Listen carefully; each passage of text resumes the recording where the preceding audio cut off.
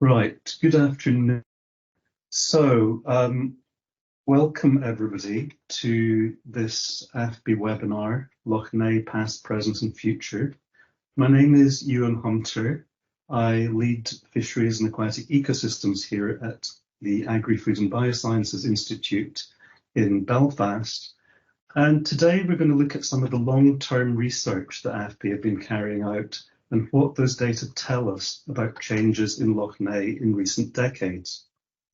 For those of you not immediately familiar with the Lough, it is by far the largest single freshwater body in Britain and Ireland, located just to the east of us in Belfast. And it's a lough with an area of 383 square kilometres. It's a relatively shallow water body, but it draws on 5,000 square kilometres in an area completely dominated by agriculture. The lough supplies drinking water to over 40% of the population here in Northern Ireland. Part of the lough is dredged to extract sediment, and the lough also supports important inland fisheries, notably for eel and the endemic species pollen. The lough is important not just for its fish populations and invertebrates, it's also important for example, overwintering migratory birds. It has numerous conservation accreditations. It's important to the cultural heritage here. It's an important tourist site. And obviously for those located around the lough, it's important for recreation. So a hugely important natural resource. But as I'm sure many in this audience are already aware, not all is happy in the lake system. And last summer, following a prolonged period of warm, dry, settled weather, the lough took on a pronounced green tinge. And unfortunately, we started to see mats of blue-green algae appearing. These mats of algae started to accumulate around the lough, posing a health hazard both to humans and animals, interrupting economic and social activity. And this was seized upon by the media nationally and internationally. And interestingly, the impacts of this blue-green algal bloom were not restricted to just within the lake itself. In fact, algae passing up through the Ben River to the north coast, 50 kilometres away, resulted in the closure of bathing waters. So these are really profound impacts on the local economy. Now, the question here really is whether Lough Neagh is really dying in plain sight, as has been widely proclaimed by the media, or are these algal blooms just the latest and most visible signal of an ecosystem under stress? Now, we can only answer this through science, and today we're going to showcase some of the science that ourselves and our colleagues in AFBI and beforehand have collected over many years and sometimes decades. Much of this work has been funded by DAERA, and here we acknowledge DAERA's initiative in addressing some of the many problems faced in the lough through the Lough Neagh Science Advisory Working Group. We also recognise that any efforts in restoration requires collective initiative of all stakeholders, but we all need to draw on a science evidence base to inform it. So today we've got 5 brief presentations. We start looking at how water quality has changed in the lough and how this affects algal blooms with our lake specialist, Yvonne McAlarney.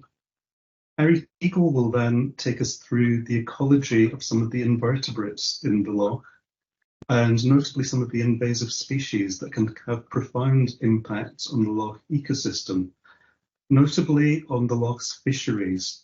And Adele Boyd, our freshwater programme lead, will take us through some of the changes we've observed in fisheries. We'll then look at how the rivers feeding the lough also impact, and Rachel Cassidy will be providing us with a catchment perspective.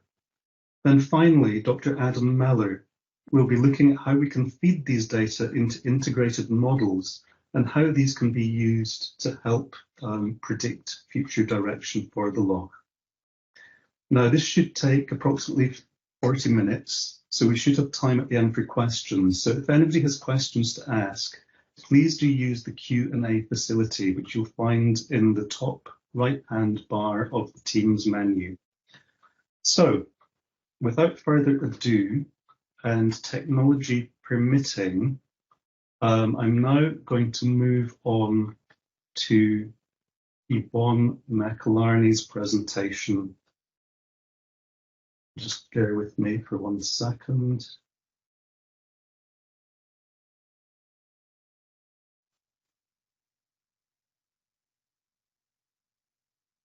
Hello, I'm Yvonne McIlarney, and today I will talk about the Lough's history, providing some context and focusing on the main challenges facing the Lough today in terms of ecological health and what we can hope for in the future. Lough Neagh is our largest lake and it holds a huge volume of water, enough to fill about 8 million swimming pools. So it's more like an inland sea. The water is very enriched with nutrients, and these act like a fertilizer for microscopic plants and bacteria. We've been monitoring the characteristics of these nutrients since the late 1960s, so we have a lot of information on the Lough. The lake supports commercial fisheries, including an eel fishery, and it's also an important drinking water site, a protected site for birds, and it also has significant cultural value. And in the last year or so, it's become notable for these blooms of blue-green algae. This is a very short film of the blue-green algal bloom in 2023. You can see most of the algae is concentrated at the top of the water column. That's because the weather was very still. There was no wind to mix the algae through the water, and it was also a very hot summer. So what is blue-green algae? Well, technically they are bacteria, and the ones we are interested in are free living bacteria. They're not the same as E. coli, but they can produce toxins. They're a primitive type of algae, so they photosynthesize. They make their own food from sunlight. They're a very diverse and important group of bacteria. They inhabit the widest variety of freshwater habitats on Earth. They even grow in hot springs and deserts and polar regions. And it was actually the cyanobacteria that oxygenated our world. They oxygenated the atmosphere of the Earth about 2 billion years ago. So it's no exaggeration to say that they changed life on Earth. And in most natural systems, cyanobacteria are present in low numbers, but they can rapidly multiply under certain conditions.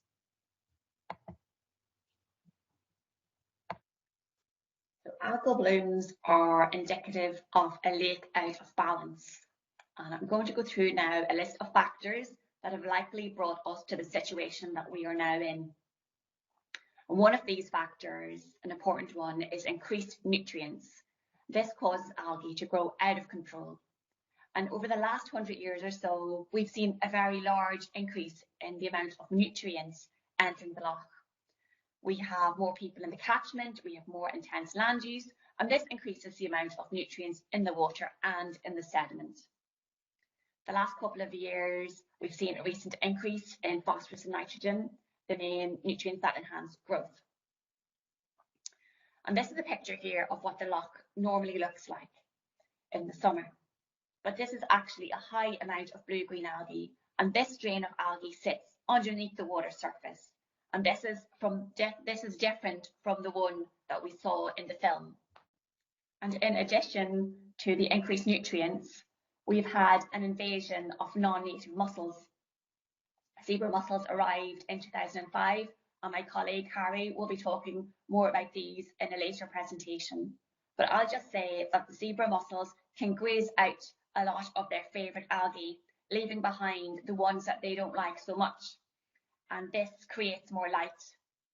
Increased light opens up new habitats, new avenues for different algal species that behave in different ways or look different to the ones that we normally have. And we think this is what happened in 2023.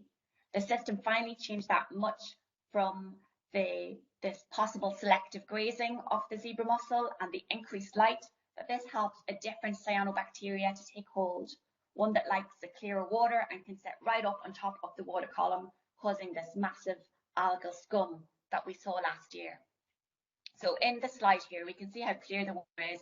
This disc that we've put underneath the water, we can see how clear the water is. And the jar shows this cyanobacterial species that we had last summer sitting right on top of the water inside the jar.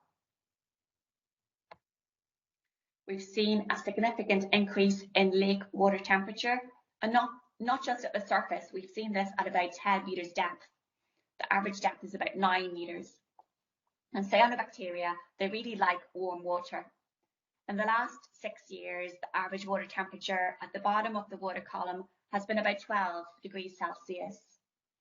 And this is in contrast to the previous 6 years, where the average was about 11. So 1 or 2 degrees, it doesn't sound like that much in terms of our everyday life, but it's a big difference to phytoplankton, fish, and other lake animals. So what can we do about this problem?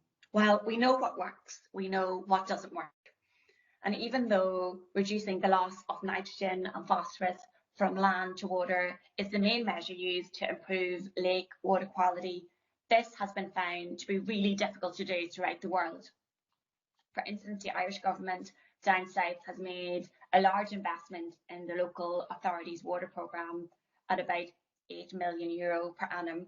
And this involves many staff in catchments, yet river and lake water quality has changed very little. End of pipe management measures, that's in lake measures, are difficult. And activities like introducing clay into the water column or other measures can be hampered because of the composition of our lake sediment, the huge size of the lake, its exposure, and its importance as a drinking water site. And these measures, these in-lake measures, they can also be hugely expensive. They're used to ease the symptoms of enrichment for a while, but they don't actually solve the problem. So in the future, what can we hope for?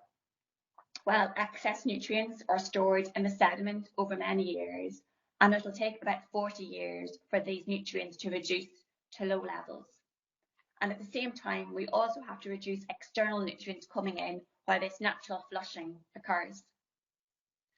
I think it's important to accept that there are no quick fixes, but improvement is definitely possible. We've been polluting our loch for at least 100 years, and it'll be a difficult and long recovery, needing multiple strands of management and action on all our parts, but it is possible.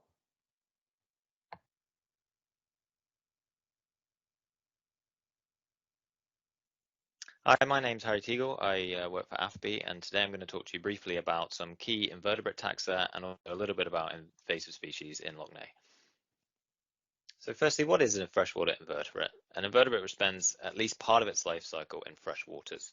Now, these are hugely important to the health of our freshwater systems as they help to break down organic material and play an important role in nutrient cycling. They're also very important as a source of food for fish and birds, and in Lough this is of special consideration considering the commercial fisheries, which Adele will talk about later.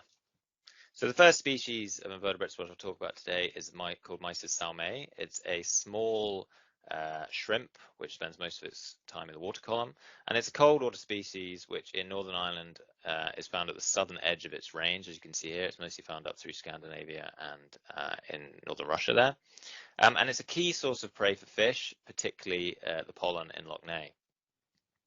So we know from past work that not only have the seasonal patterns of mysis been disrupted, as you can see here from around the year 2000, but that overall densities of mysis in Lough have fallen considerably. So this graph represents a fall of about 96% in density between 1993 and 2012.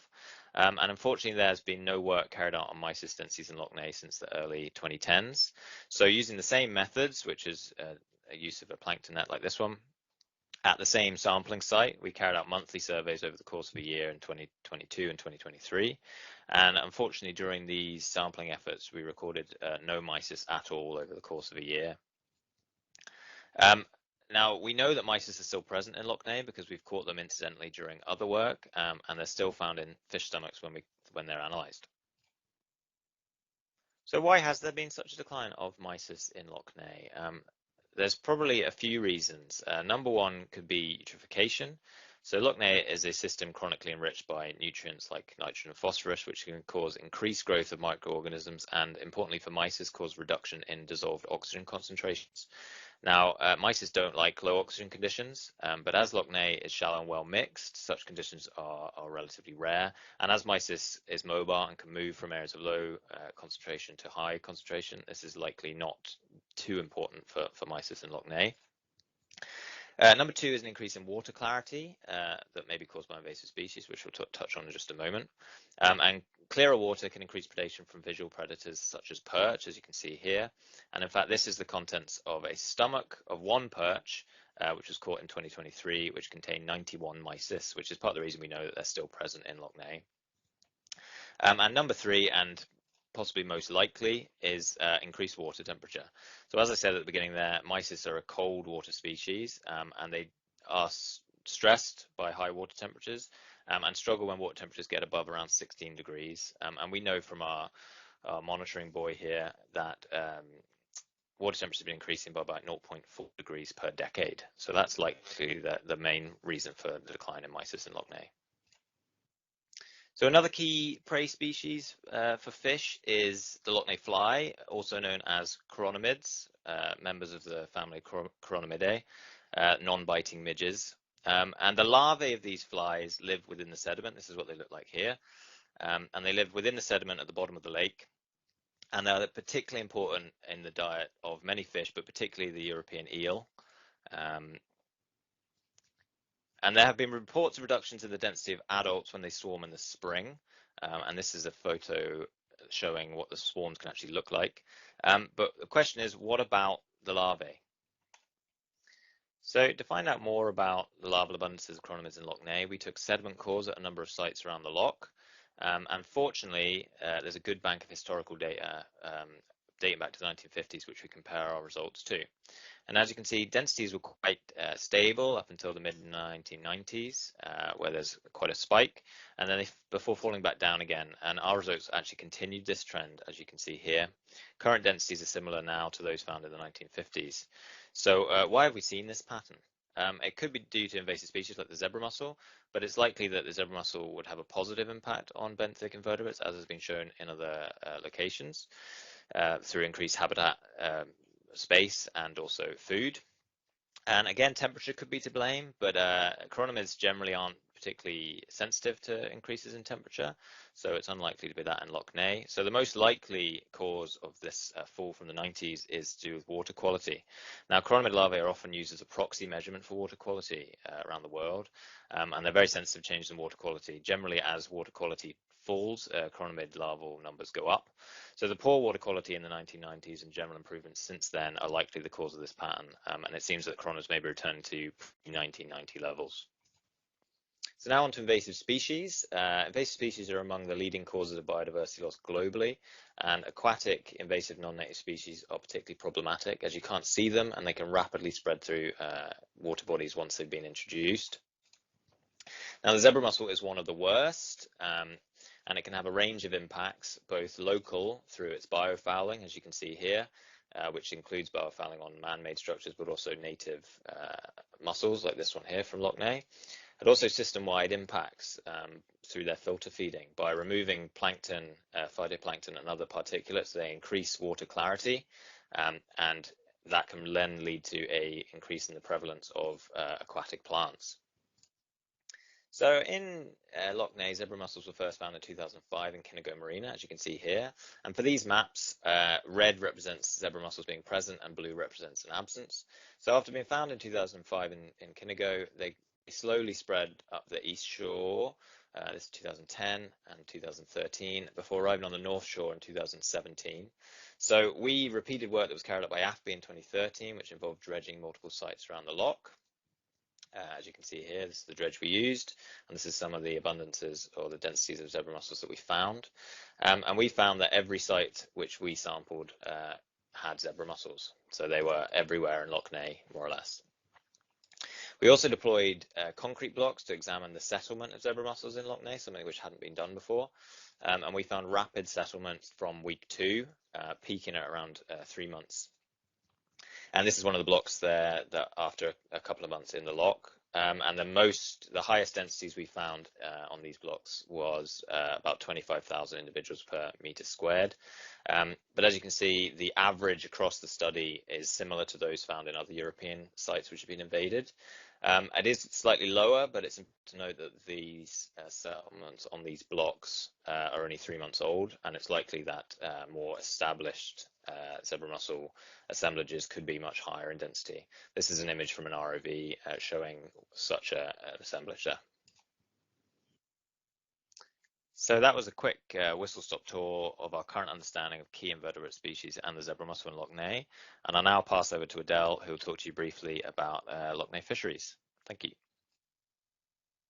Good afternoon, everyone. I'm Adele Boyd from AFBI, and I'm going to tell you a little bit about the freshwater fisheries research that we're doing in Lough Neagh. AFBI undertake annual fish stock assessment surveys within Lough Neagh. These include a spring pollen larval survey, a summer fry survey, and an autumn draft net stock assessment survey. We also monitor European eels at all stages of their life cycles within the loch, from when they arrive to Northern Ireland rivers from the Sargasso Sea as glass eels, when they're feeding in the lake as yellow eels, to when they stop feeding and begin the morphological changes to become silver eels and make the journey out of the lake back to the Sargasso Sea. We also monitor trout populations on the main Neagh feeder rivers and have undertaken acoustic studies on lake migrating trout. I'm just going to touch on some of the work undertaken with each of these work areas today. There are several species of conservation concern present within Lough Neagh, such as pollen, which is a red list vulnerable species, and the European eel, which is a CITES critically endangered species. Now, the map on the right-hand side of the screen shows the locations of our routine autumn stock assessment surveys undertaken within Lough Neagh. These sites are sampled using a draft net, which is a semi-quantitative sampling method. All fish caught are identified at species level, they are sexed, and then measurements are made of their length and weight.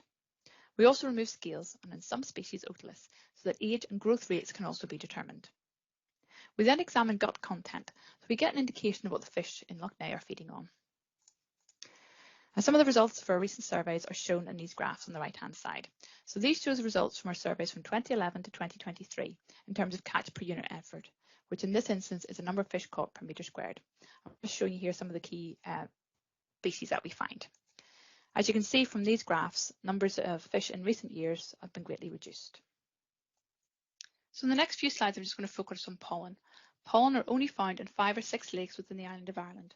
Within Northern Ireland, they're only found within Lough Neagh and Lough Erne. The chart on the left shows catch per unit effort data for pollen from AFBI surveys from 2011 to 2023. And the chart on the right shows the like frequency distribution of the pollen caught in our most recent surveys in 2023. As you can see, the graph on the right-hand side is skewed to the right, indicating a lack of juvenile fish. In fact, the majority of the fish caught in 2023 were above the minimum landing size for this commercially fished species, as shown by the black line on the graph. When we look at AFBI length frequency data from 2018 to 2023, we can see that in 2018 the population looked relatively healthy with a large juvenile cohort and a smaller adult cohort. But as we move down through the years, we can see this cohort moving through the size classes, but no recruitment of a new juvenile cohort coming behind it.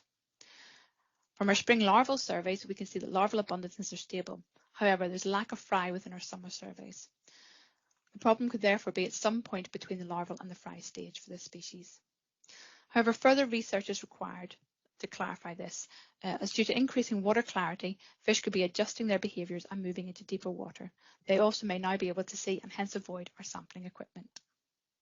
As I mentioned previously, we currently monitor European eels at all stages of their life cycle within Lough Neagh. We currently collect information such as length, weight, age, through analysis of otoliths, sex, fat content and parasite load. We also undertake annual mark recapture surveys to enable us to monitor silver eel escapement against EU targets. AFBI eel scientists also sit on national and international eel working groups and provide data and advice on international stock assessments.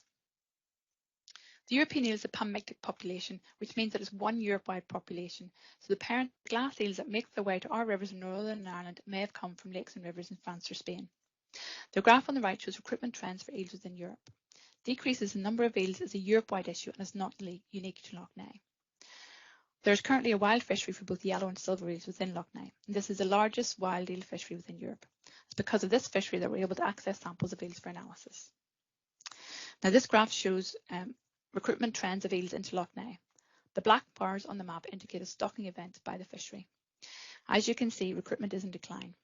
Silver eels leaving Lough Neagh on their migration route to the spawning grounds in the Sargasso Sea will be between 15 to 18 years of age. This is a one-way trip, and therefore all eels that we are measuring and sampling within Lough Neagh are juveniles that have never reproduced. Lower numbers of eels observed in recent years are the result of poor recruitment 15 to 18 years ago. So the red circle on the graph indicates a period of very poor recruitment, which has resulted in lower numbers of eels present in the system today. This is highlighted in this graph, which shows catches of yellow and silver eels over time from the Lough Neagh fishery. Trout can follow several life history strategies. Today I'm going to talk about AFBI research within Lough Neagh tributaries and acoustic tagging work on lake migrating trout. So lake migrating trout are born in upstream freshwater habitats and migrate downstream into lakes or deep river sections as juveniles to mature before migrating back upstream to spawn. So at AFBI, we currently monitor trout using a variety of different techniques, such as electrofishing, fish counters, and acoustic tagging.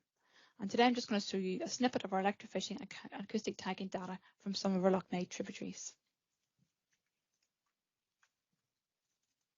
These graphs show long-term semi-quantitative electrofishing data from the River Blackwater, the 6 Mile and the Main. As you can see, the long-term trend for trout in the Blackwater and the Main is stable and slightly increasing, while the 6 Mile shows an increasing trend in trout numbers. We know that some of the trout from these rivers migrate to the lake, but where do they go within the lake? We can answer this question through acoustic tagging of fish. We can implant small acoustic tags into fish and deploy an array of receivers within the lake to see where the signal from each tag is picked up. All of our fish tagging work is undertaken under a Home Office licence.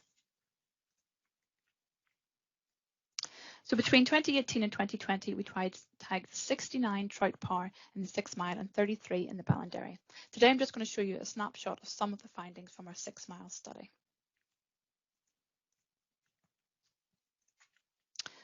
So each of the circles in this map shows the location of one of our acoustic receivers. The green circles highlight that tagged fish were recorded adjacent to the receiver, while the red dot shows that no tagged fish were detected on the receiver. And from this we can see that all of the trout par we tagged in the 6 Mile stayed within Lough Neagh, so none migrated out to sea. The numbers within each of these circles indicate what percentage of tagged fish were detected on each receiver. So as we can see, all of the tagged fish were recorded on the receiver in Antrim Bay. And whilst the fish moved throughout the lake, the majority stayed within the northern regions of the lake. Thank you very much for listening. That was just a very quick overview of some of the work that we're undertaking within the AFBI freshwater fisheries team in Lough Neagh. I'm now going to pass you over to my colleague Rachel Cassidy, who'll give you an overview of the wider catchment. Hello, I'm Rachel Cassidy and I work within the Catchments Research Unit in AFBI. So in this presentation, I'm going to move away a bit from the lough and go out into the wider catchment area and the rivers which drain that landscape. And I'll cover some of the work we do here in AFBI that's contributing to our understanding of those inputs, of nutrients and particularly phosphorus, the sources and pathways by which it enters the water system, and factors that affect both the concentrations and load in the inflow in rivers over time. Lough Neagh has a huge inflow and catchment area that covers almost a third of the land area of Northern Ireland, with an additional 400 square kilometres in County Monaghan. This is a diverse and changing landscape that has large variations in topography, in soil types, in the underlying geology and in land use. There are 7 main inflowing rivers and a number of smaller peripheral streams along the lake shore. The water in Lough Neagh can therefore have its origins anywhere within that catchment area, and every human interaction with water in the catchment can ultimately impact on the lough. So from turning on a tap in our homes to what goes down household drains and into sewers, to runoff from urban areas, from roads to farmland and the activities there, it all has an impact. Agricultural land occupies 87% of the land cover in the catchment, and therefore it's almost inevitable that that area of land interacting with rainfall will be a major source area of inputs. For Northern Ireland, previous modelling work within the Refocus project estimated that 62% of loads to Northern Irish surface waters come from agriculture. We're currently working within the New Harmonica project to refine this for Lough Neagh. Sources of nutrients within the catchments can be subdivided into point inputs, which include material from known locations such as urban drainage losses, wastewater outflows, septic tanks, industrial discharge or farmyard lakes. These are relatively straightforward to identify and to plan mitigation for. Diffuse sources, however, are a more wicked problem. These are generally small amounts from large areas across the landscape that accumulate into a significant load. They include losses of applied nutrients to land, such as chemical fertilisers and manure or slurries, but also the large reserve of phosphorus which is built up in our soils. Pathways for nutrient loss within the landscape include fast overland flow or surface runoff pathways during rainfall, particularly off wet soil, but there are also slower pathways through infiltration to the subsurface, moving through soil and on into shallow and deep groundwater that eventually makes its way into the river system. Transit times can vary from days to years or even decades for deep groundwater, and retention and removal processes along the pathways control the eventual loads that reach the lough. Our research in AFBI is focused on understanding these processes and working to develop mitigations, particularly within our agricultural remit. We do this using a combination of monitoring, which informs on process understanding and allows the evaluation of measures, along with modelling, which allows us to extend and project for those catchments where we don't have data. It allows us to look at future scenarios for change, whether that will be due to climate, policy or external forces. Monitoring includes chemical and biological records of water quality, which are carried out in the catchments you see indicated below, but it's also essential to have adequate data on land management, on soil and climatic drivers with which to reference these measurements against. In this respect, the Soil Nutrient Health Scheme will provide the highest resolution information we've ever had on the status of Northern Irish soils. Soil phosphorus is a particularly important source of nutrient to fresh waters. And our previous research has identified a very strong link between excess soil phosphorus in agricultural fields within catchments and water quality in the rivers that drain those areas. The higher the surplus of soil phosphorus, the higher the levels of soluble reactive phosphorus measured in our rivers. Originally, we did this work within the Upper Bann catchment within Dara soil pilots, but recent work by Alison Scott within her PhD has found the same relationship holds in catchments across Northern Ireland, and we're exploring this further within the Soil Nutrient Health Scheme. Management of this diffuse source pressure is going to be a very important measure going forward. Another key consideration is whether the temporal resolution of monitoring is adequate to capture the dynamics of the system. In Northern Ireland, many of our catchments have a flashy hydrological response, a consequence of the steep slopes, poorly drained soil and plentiful rainfall we have here. Short duration rainfall events can therefore have a very large impact on the load of nutrient passing through the system. And that's why we've invested significantly in high resolution monitoring stations within our catchments platforms to capture this. This graph shows a week of high resolution monitoring data from one of our agricultural catchments with 4 successive rainfall events over that period. For each event, you can see the rapid increase in water levels and aligned with that, the peaks in both turbidity and phosphorus measured every hour using our bankside instrumentation. High concentrations and high flows together give considerable loads of nutrient. Monitoring at only one occasion during that week will, on the balance of probabilities, not have captured any of those events. So if we bring this forward into load estimates for our rivers, it's essential that short duration high flux events are included, as shown here for 2 years, 2021 and 22. Although the low frequency sampling in the larger points gives a similar picture for concentration over both years, when we add in the higher frequency data, the speckles every 7 hours in this case, the load of total phosphorus per catchment area expressed as units per hectare is markedly different between the years, with the 2021 load almost twice that in 2022. And better high resolution data and more accurate load estimates feed through to the modelling process, allowing us to develop models that are optimised to our landscape and hydrology. We can then apply those models to catchments where there is limited data available. It also provides us with the mechanism for evaluating scenarios for change. For example, what will the impacts of climate be on this catchment or that catchment? What will the potential of suites of best management practices be in improving water quality in our rivers? So, to summarise, improvements to water quality within Lough Neagh will require collective action by everyone within that catchment area. We need to assess all inputs and identify the most effective interventions to reduce loadings. For agriculture, source control of phosphorus into the system is essential. We need to reduce the P balance in Northern Ireland and do that through improved efficiency, reuse and circularity in the system. The ongoing work within the Soil Nutrient Health Scheme is helping to deliver this already. Diffuse losses, such as those in runoff during rainfall events, require both reduction of sources and control of the pathways for loss. We need the right measures in the right place, and we need the guidance for land managers to be able to design, implement and manage them.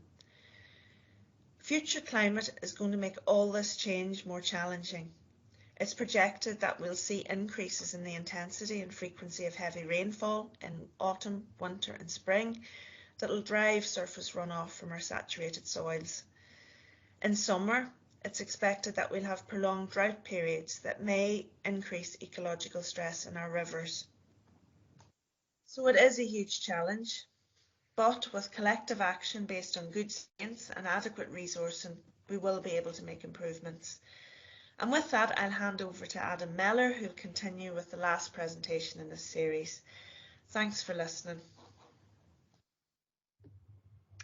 Hi, I'm Adam Mellor, and I'm a marine scientist, so I feel like a little bit of an imposter in this space, but rather than that being some kind of dirty admission, it's really just to give the context of how I've become increasingly involved with the Lough Neagh issues through both my work and support with Yvonne and my limnology colleagues, but also through the catchment modelling activity that's been developed through the team.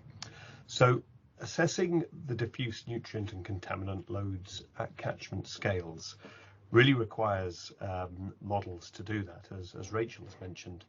So I'm involved in bringing together some of that observational evidence and the modelling summaries that already exist, bring that together with the potential to apply some of our latest modelling initiatives to help identify and refine the potential solutions.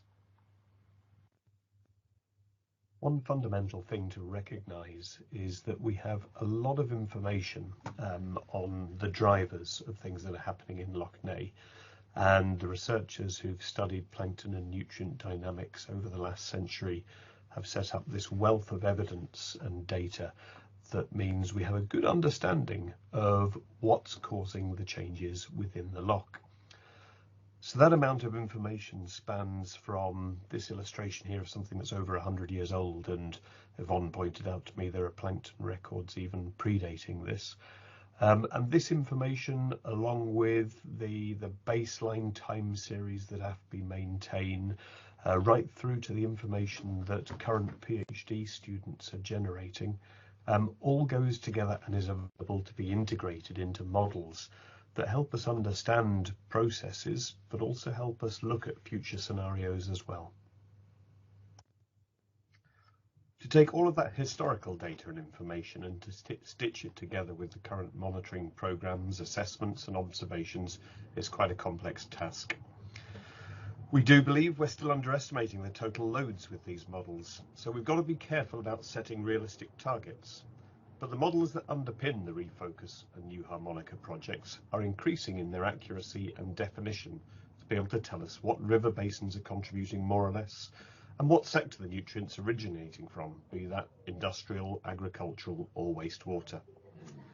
So the models have been critical in identifying phosphorus surplus at landscape scales, and we know that both agriculture and wastewater, which includes the industrial loads, are both significant contributors. Different modelling approaches that Yvonne described have identified how the lake's sediment are now a significant source of phosphorus, and that's one of the things that's going to affect the timescales for recovery. And that obsession with phosphorus isn't absolute. The balance of other pressures, such as nitrogen, is also important in determining our aquatic health. But N is perhaps not the headline at the moment. So we can look at the modelling techniques that we have and ask, well, what are we missing from those? And Rachel has already pointed out that we're probably underestimating by not really being able to account for high frequency events. And that's for both river as well as urban discharges. So there's a lot of refinement and improvement there that are already underway. Other things that we're missing really is the finer scale resolution on land use and some of the confidence in that parameterization. Are we accurately getting those urban discharges? Are we really getting what's going on and coming through the land? And one of the big gaps is what's happening in the lake and those cumulative processes of all of the loads from the river sub-basins. Acknowledging those uncertainties with nutrient budgets from the models means we still need some targeted work to address the quantification of sources. This allows for better targeting of measures to improve the loch's conditions. There are in-loch elements that we haven't yet got a handle on from a modelling perspective. Understanding how zebra mussels change the ecological balance in the loch will influence fluxes of nutrients and carbon, and that will be important for understanding ecosystem and food web models. Overall ecosystem health will need to be improved to provide the resilience that we need in light of the pressures that we can't yet manage. And there'll be a requirement to better monitor the loch for public safety and for scientific understanding. That'll use real-time technology and tools like isotopes and molecular techniques alongside some of our established biogeochemical methods. This will help improve the understanding of both status, but also how we can change it for a better future. When considering management measures, we've got to be confident we won't make things worse. So our future modelling strategy has already been considered, and indeed some of the developments are already underway. AFBI and with partners such as DARA and NI Water have invested millions over the last few years to improve the spatial and the temporal resolution of some of these land use models and the urban inputs, integrating those. And we're now sold on this taking a full catchment to coast system modelling. In this essence, taking all of those river basins and treating the loch as an accumulator, but also following that down as far as the sea is very important. Bringing in higher temporal and spatial resolution data, such as that from the soil nutrient health, will be very important. And as I've mentioned, the lake ecosystem and food web models to look at the ecological response is also going to be critical.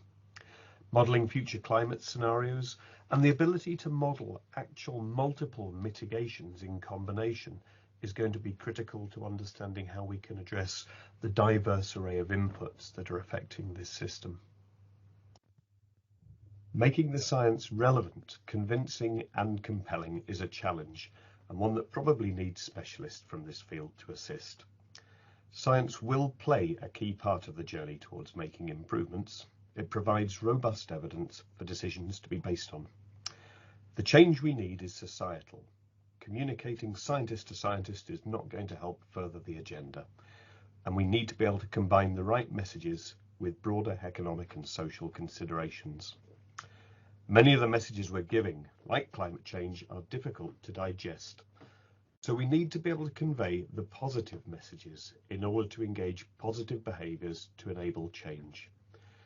Influencing behavioural change will require science, not to act in opposition to the economic and social requirements for Northern Ireland, but in support of them. So this isn't specifically an agricultural, a rural or a wastewater problem, but an economic and societal problem where we all contribute. As Yvonne highlighted, that change is likely to be slow, so we need to be able to demonstrate those benefits so that slow progressive change with good indicators and reliable forecasts gain traction. So in summary, we need to identify what the future scenario is that we want for Lough Neagh, and we need to lock in on that target. We are seeing unprecedented changes in marine plankton across the Atlantic that are likely driven by climate change. Lough Neagh shows an even more dynamic and volatile pattern, probably due to its shallow depth and the proximity to those anthropogenic drivers. Yvonne's allowed me to share this graphic from a project that's currently underway that identifies the effects of climate change in lake ecosystems. This isn't a new conundrum, and we're not necessarily poorly prepared for it. There's questions here that people have been working on for decades, and last year's events have merely highlighted that need for urgency. So as with climate, we can make some predictions about that trajectory using models, and we can also look at alternative outcomes. But we need to decide societally what our future scenario for nutrients and contaminants should be. So in effect, we need to use those models to set targets, to measure progress, and then to understand, and just as importantly, appreciate and anticipate the benefits that we can deliver. Many thanks.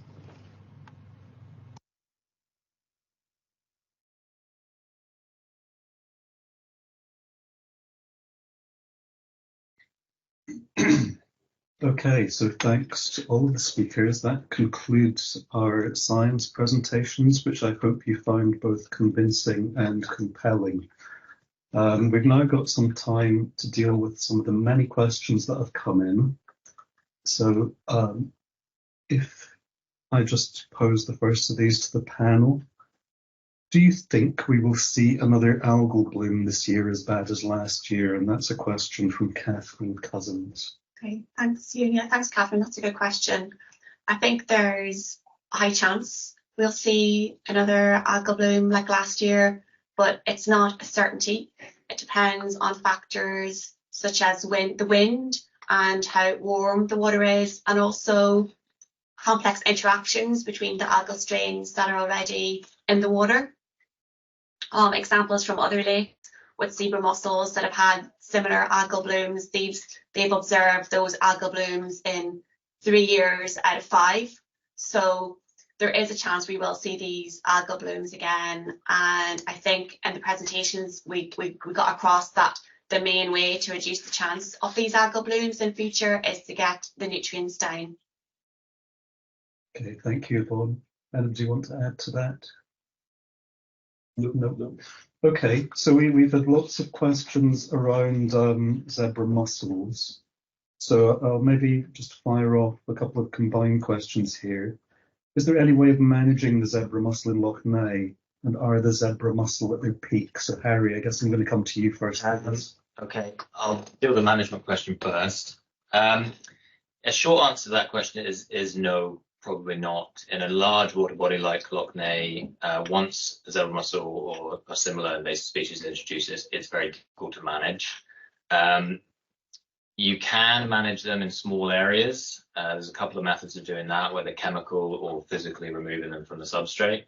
But in a water body the size of Lough Neagh, that is just unfeasible. And the other question was about the peak. Yes, are zebra mussel at their peak? I think that at the moment is quite a difficult question to answer, given the data we've currently got.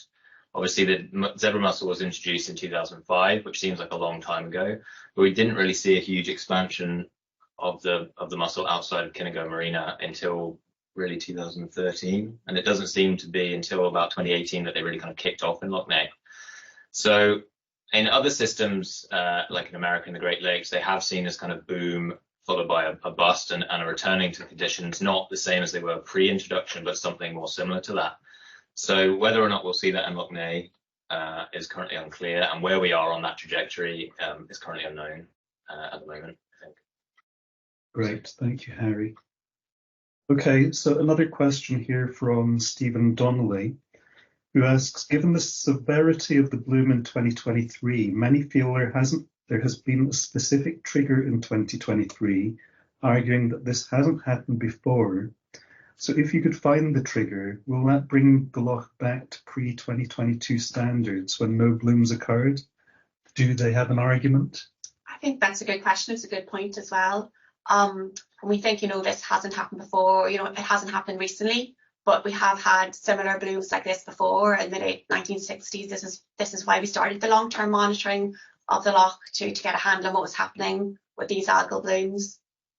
And we know that it's the nutrients. We know that they're the main factor. So I think when we talk about triggers, it's a matter of things coming together, the nutrients coming together, working in concert with the zebra mussels. Now we've had a combination of factors this year, but they're not new factors. And I think going forward, we know what we have to deal with in terms of the nutrients and alien species. prevention of new alien species coming in. Okay, thank you, Yvonne. Okay, another question here. How quickly do rivers respond to changes in land management, such as reducing soil phosphorus? Rachel, I guess that one's for you.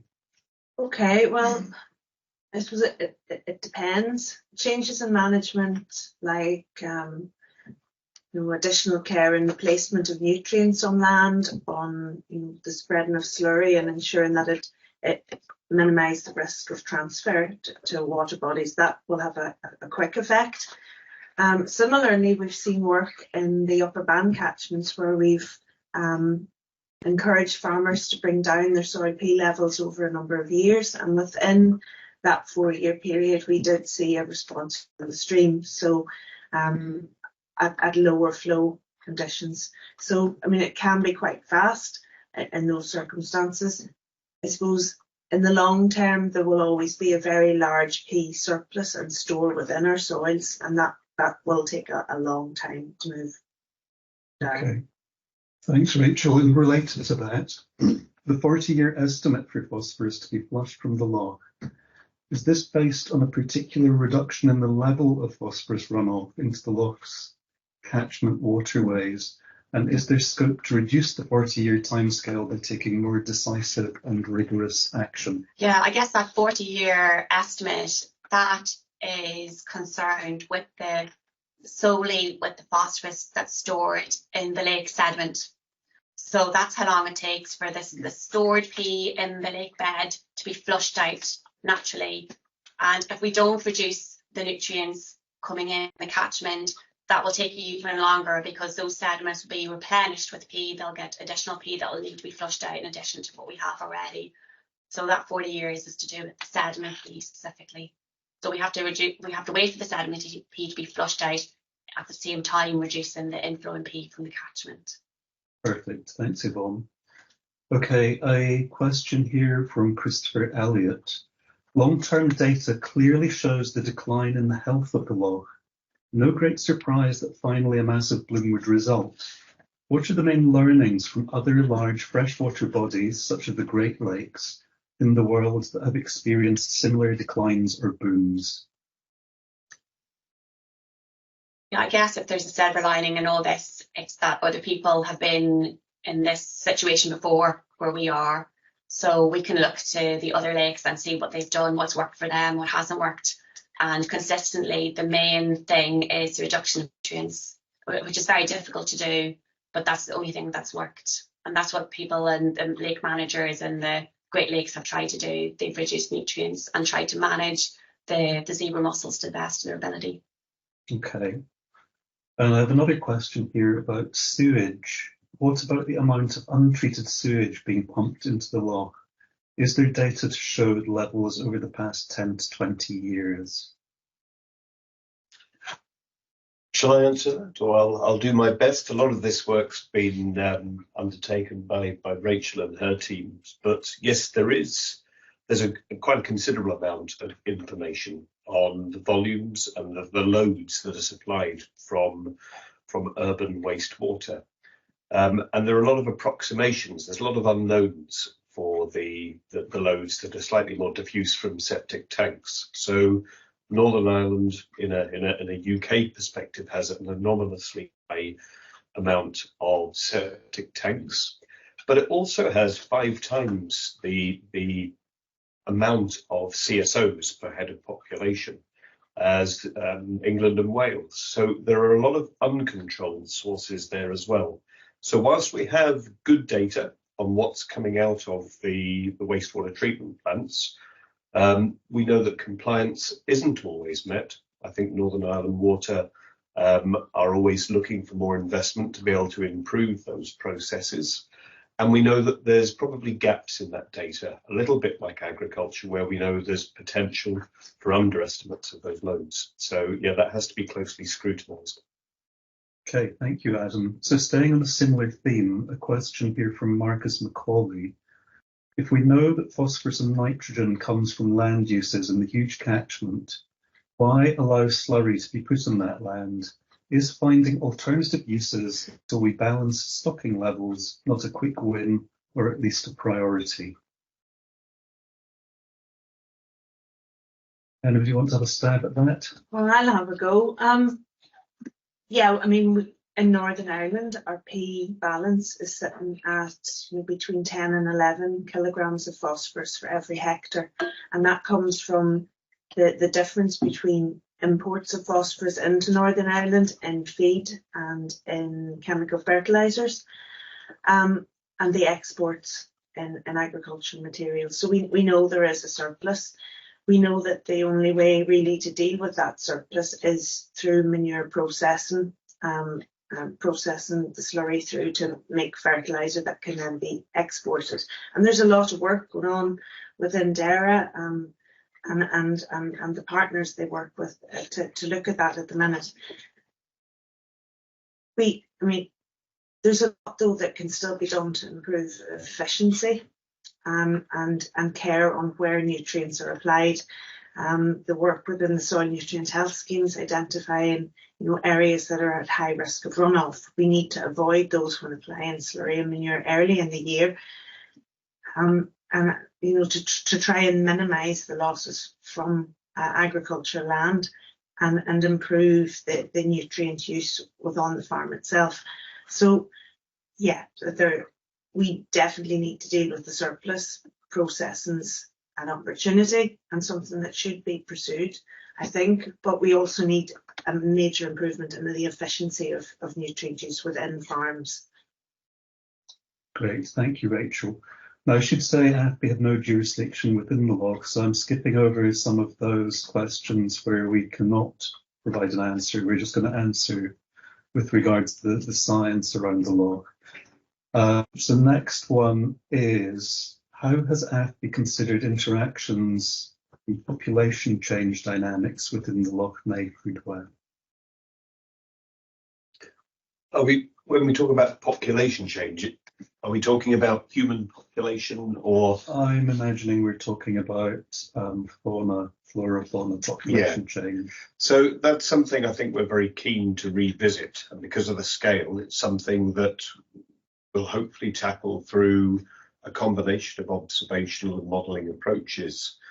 One of the big changes, as Harry's indicated, is the invasive species. This is a new component to the ecosystem, and Harry's presented its spread in range, and we don't yet have a good quantitative measure of its volume and what the services, the things that it's doing within that ecosystem. So understanding the changes in the populations of the invertebrates, be they the invasives such as zebra mussel or be they native species, is going to be really important in understanding ecological shifts and thresholds, but also then in terms of the resilience of that ecosystem, because the climate change and things like this are things we can't manage locally, and they will be pervasive.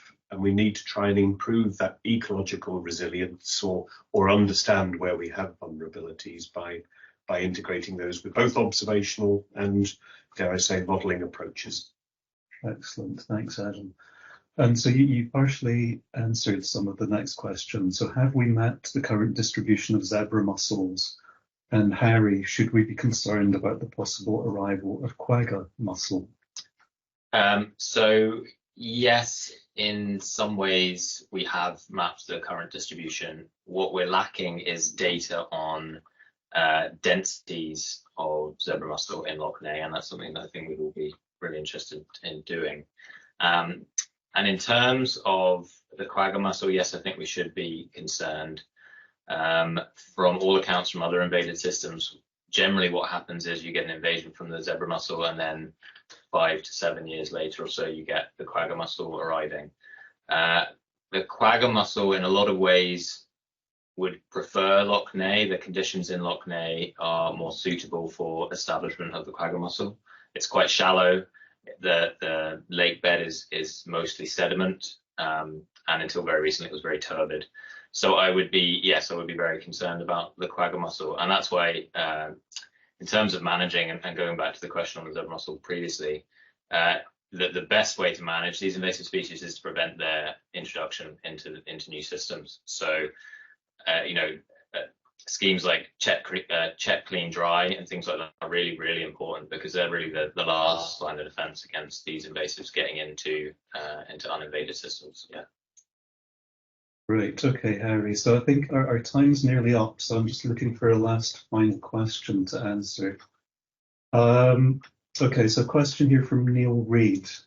Would the plus 207% of July rainfall in 2023, the wettest July on record, and subsequent wet weather be a driver of increased runoff, driving the most recent bloom specific to 2023? I mean, I think it's a stretch to link that to the Sorry, might be mad. Speak up, Rachel, because there's plane flying overhead. Yeah. Hi. I think climate is and hydrology and rainfalls is one of the single strongest controls of diffuse loss from agriculture. I think it might be a jump to link that higher rainfall in July 23 with the algal bloom itself, but certainly we need to look at the timings of deliveries of the loads of nutrients to the Lough through the years. In the last 4 or 5 years, for example, we've seen increased river flows during February. Generally in December, flows have been lower. So there are changes taking place within the river systems. In general, our loads in summer, even with higher rainfall, tend to be lower because the plants are actively taking up the nutrients on land. The main period for losses for us and of greatest concern is probably from October through to February, and probably this year through to April with the weather we're having. Great. Thank you, Rachel. So our time has now run over slightly, so I'm going to draw this to a close. I would say if I haven't come to your question and you really want to answer it, please send your questions into the AFBI email address and we will try and come back to you. I'd just like to finish by thanking all 5 of our speakers today for some excellent presentations and some great insight into the convincing and compelling science that's been executed in Lough Neagh. Okay, thank you, everybody. Thank you very much. Have a great day. Bye.